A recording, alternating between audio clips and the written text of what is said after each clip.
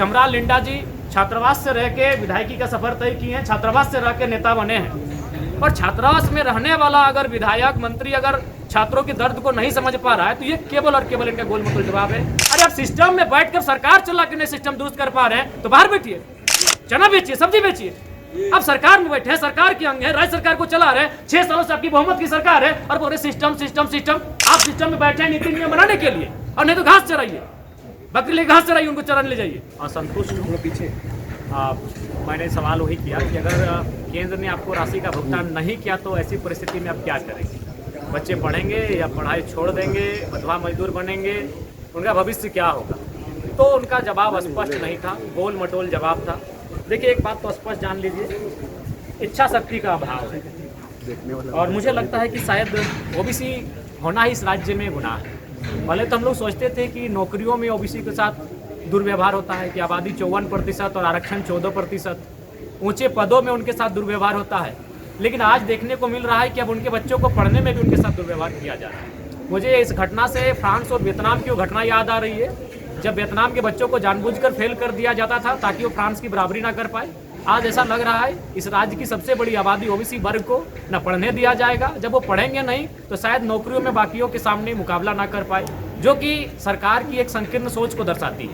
आज ये कह रहे हैं कि इनके पास फंड नहीं, इनके पास बजट नहीं है, तो पिछले 2 सालों से मैया सम्मान योजना की राशि कहाँ से दे रहे हैं? यानी इच्छा शक्ति का अभाव है। आप ये केवल दोषारोपण नहीं कर सकते, अगर केंद्र ना दे तो आपके पास क्या विकल्प? और आप मैया सम्मान की राशि किस मद के माध्यम से दे रहे हैं? तो जब आप मैया सम्मान योजना की राशि दे सकते हैं तो आप राज्य कोटे से जो उनको पैसा होगा तो अग्रिम भुगतान करें। मैंने तो एक सुझाव भी दिया कि आप उन्हें ऋण देने का काम करें, बिना ब्याज के उनको ऋण दें। जब पैसा आप उनके अकाउंट में दे देंगे या फिर जिस प्रक्रिया से आप छात्रों को पैसा देंगे, 10,000 दें, 20,000 दें, 25,000 दें, जो उनका स्कॉलरशिप होगा वो पैसा उनको ऋण के माध्यम से दे दें। और जब उनके अकाउंट में पैसा आ जाएगा आप उस पैसे को काट लें। लेकिन सरकार के पास गोल मटोल जवाब है।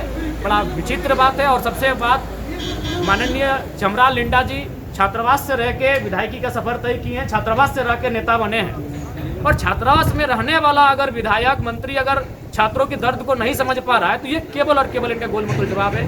मैं उनके उत्तर से बिल्कुल असंतुष्ट हूं और उन्हें जो भी आंकड़े, जो तथ्य तर्क प्रस्तुत किए हैं, बिल्कुल मैं एक सिरे से खारिज करता हूं। उनमें इच्छा शक्ति का अभाव है। वो बार बार कहते हैं सिस्टम सिस्टम सिस्टम। अरे आप सिस्टम में बैठकर सरकार चला के नहीं सिस्टम दुरुस्त कर पा रहे हैं तो बाहर बैठिए, चना बेचिए, सब्जी बेचिए। अब सरकार में बैठे हैं, सरकार के अंग है, राज्य सरकार को चला रहे हैं। 6 सालों से आपकी बहुमत की सरकार है और बोले सिस्टम सिस्टम सिस्टम। अरे सिस्टम में आप बैठे हैं सिस्टम बनाने के लिए, आप सिस्टम में बैठे हैं नीति नियम बनाने के लिए, और नहीं तो घास चराइए, बकरी ले घास चराइए, उनको चराने ले जाइए। बिल्कुल इस राज्य के ओबीसी छात्रों के भविष्य के साथ खिलवाड़ किया जा रहा है, जो कि बहुत ही चिंता का विषय है। जिनकी आबादी 54% है। कसूर ओबीसी समाज का भी रहा है। उनको घंटे की आनंद से सुखद अनुभूति की प्राप्ति होती है।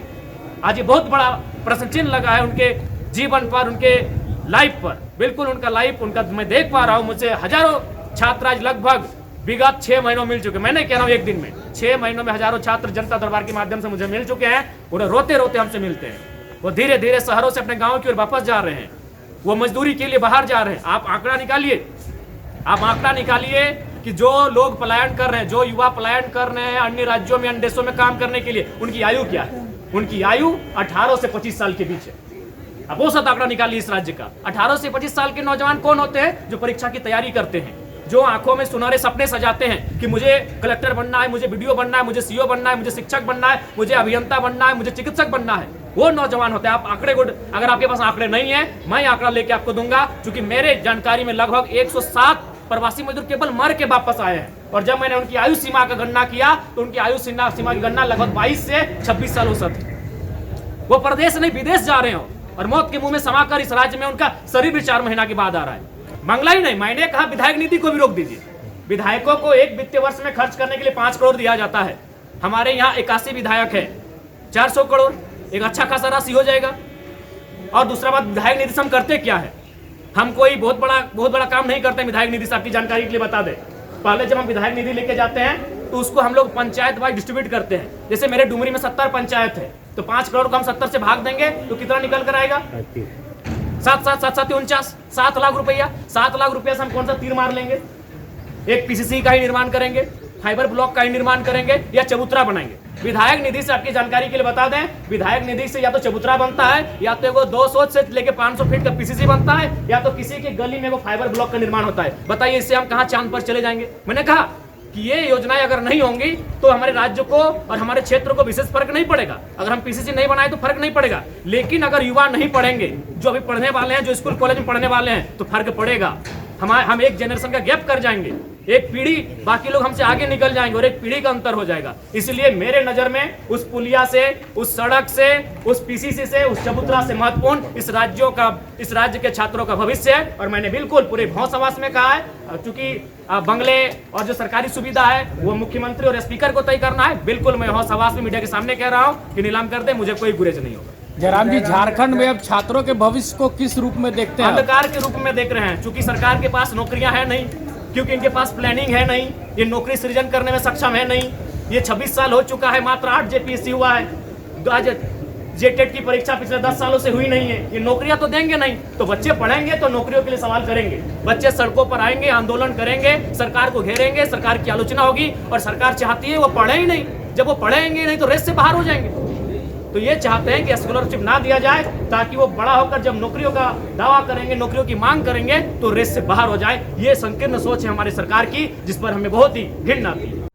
लाइव लगातार के वीडियो को लाइक करें, सब्सक्राइब करें और बेल आइकन को दबाना न भूलें।